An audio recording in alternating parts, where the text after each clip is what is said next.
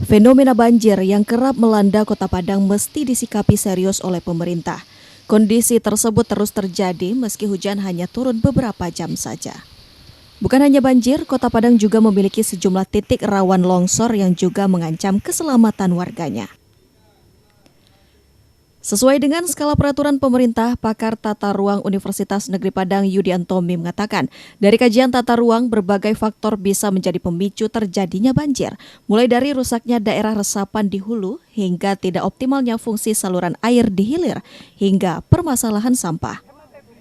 Tidak hanya itu, ia juga mempertanyakan apakah Padang memiliki peta bencana yang sesuai peraturan pemerintah karena begitu penting dalam penyusunan RT/RW. Saya melihat persoalan banjir ini dari beberapa indikator. Yang pertama persoalan di wilayah hulu, kemudian persoalan di wilayah hilir.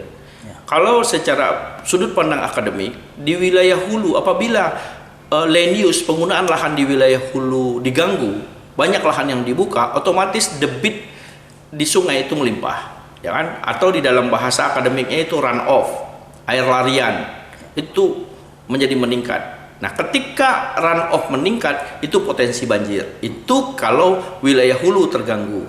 Kemudian di wilayah hilirnya. Nah, ketika tata kelola drainase, ya, sampah, ya, tidak terkelola dengan baik, itu juga memicu banjir di wilayah pemukiman.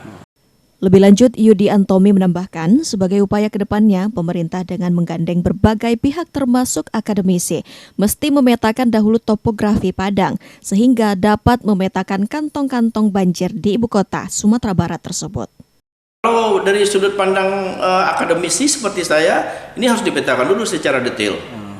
Kantong-kantong banjir secara fisik dulu, topografinya. Secara fisik kantong banjirnya di mana nih?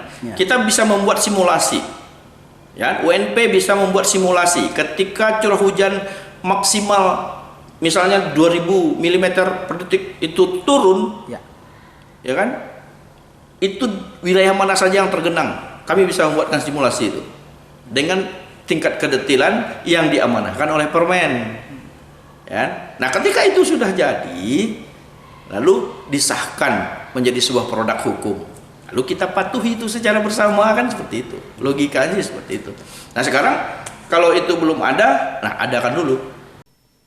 Dasril Reta Hadisuri, Padang TV.